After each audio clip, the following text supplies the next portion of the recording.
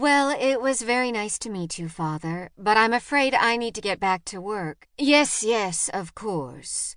He raised his voice to hold her there a moment longer. I'm in the book if you need any help, or just want someone to talk to. Arthur Tennant. Please don't hesitate. It can be very lonely being new in a small town. But I'm not lonely at all. It was, in fact, a tremendous relief to be alone, but he couldn't know that. As she walked up the hill, she had the disagreeable feeling that she was being watched. During the divorce, Mary had comforted herself with a fantasy of living in a quaint little house in charming Little Lawson. She would have a beautiful and affectionate Ginger Tabby, her ex was allergic, take long walks, and listen to National Public Radio whenever she wanted. The yellow winter sun would stream onto her kitchen table and illuminate a vase of wild flowers which, if she had thought it through, could not have come from the nearby field covered in a foot of snow, but whatever, the fantasy had sustained her. Reality was quite different, of course. The house was draftier than she had hoped, even a little dank, and the winter sun never made it onto her little kitchen table, and flowers from the supermarket weren't really in her budget. But it was fine. She was fine. It was true she had lost weight, but she was hardly starving. Mary put the odd encounter out of her mind and sat down to work.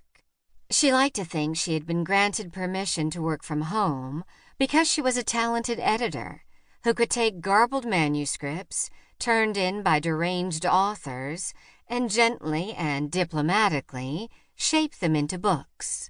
The manuscript she was working on right now, though, was for a book called Healing Yourself with Amazing Supermarket Cures, and it had obviously been written by a hack copywriter claiming to be a medical expert instead of the usual sincere nutcase on a crusade to save the world with wheat berries and flaxseed. While that meant it was remarkably easy to edit, Mary suspected the author had simply made up his anecdotes of miraculous recoveries, especially when she got to Chapter 6, Amazing Cures in the Pet Food Aisle, and read about catnip tea curing a couple's infertility. Should she challenge that? Or would doing that simply betray her sensitivity on the subject? Her boss had made it clear it was an important title for which Shanley was projecting strong sales. Mary was uncomfortably conscious that in having been allowed to work from home, she had been granted a favor. As she sat there contemplating the mysteries of catnip, it occurred to her that she hadn't yet acquired the Ginger Tabby from her fantasy. A nice warm cat in her lap would do nicely about now, and if somehow, beyond her control, her face was betraying something that inspired strangers to inquire after her well-being, perhaps having another living creature in the house would help. At the shelter, they didn't have any ginger tabbies like the one she'd imagined, but they did have a sweet-looking black cat that meowed in a personable and not overly needy way. According to the tag, he was named Bob. That seemed like more of a name for a shoe salesman than a cat, really, but there was no one she needed to impress with a clever pet name. "Do you have any other pets at home?" the clerk asked.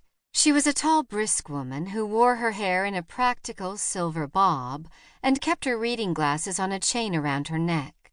Mary didn't need glasses yet and still wore her hair long, but she could imagine looking like that in not so many years. A brisk, efficient, cheerful, independent woman. That was exactly the life Mary was aiming for. No other pets. Children? No. Comforting, really, that someone in town didn't already know that. Well, you'll have no problems then. He's even been declawed.